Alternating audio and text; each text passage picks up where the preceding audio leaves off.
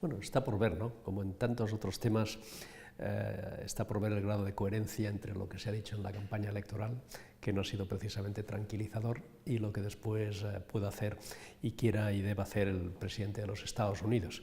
Pero en cualquier caso sí que se puede hacer una afirmación de carácter general.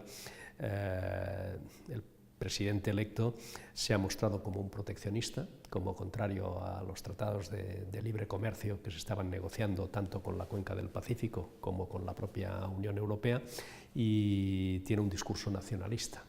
Que pasa en algunos casos por el aislacionismo, ¿no? por el desentendimiento de determinadas regiones del mundo por parte de Estados Unidos.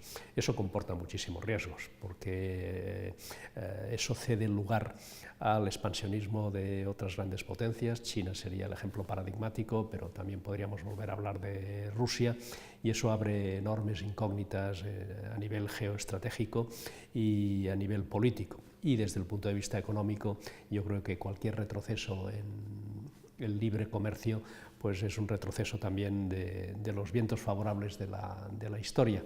El retorno del proteccionismo, el retorno de las actitudes nacionalistas en términos económicos nos recuerda a tiempos pasados en los que ese tipo de tendencias al final acabaron degenerando en conflictos bélicos. No quiero ser alarmista, pero en cualquier caso vamos a ver un incremento de las tensiones en el concierto internacional.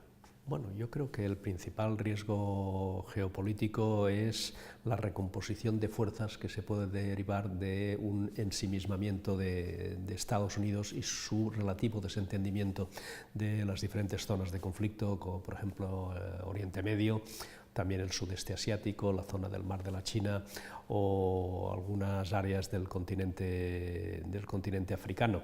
Y eso pues, puede generar conflictos crecientes que además van asociados al tema que hemos desarrollado hoy, que es el acceso a las principales materias primas, y estamos hablando fundamentalmente de los hidrocarburos, petróleo y gas, pero no solo, también los recursos minerales de todo tipo que son necesarios para seguir financiando el crecimiento económico de todas esas potencias emergentes que han venido para quedarse.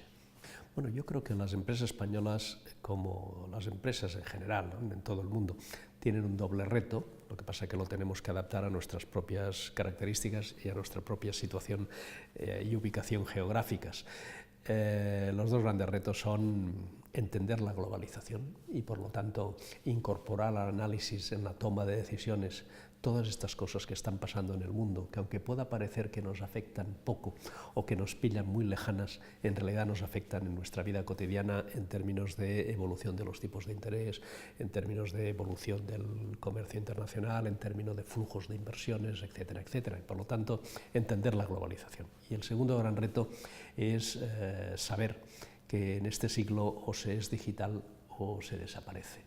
Y por lo tanto la necesidad de incorporar todo lo que implica la revolución digital como elemento de competitividad no es solo un factor de competitividad nacional, sino que va a ser un factor de supervivencia.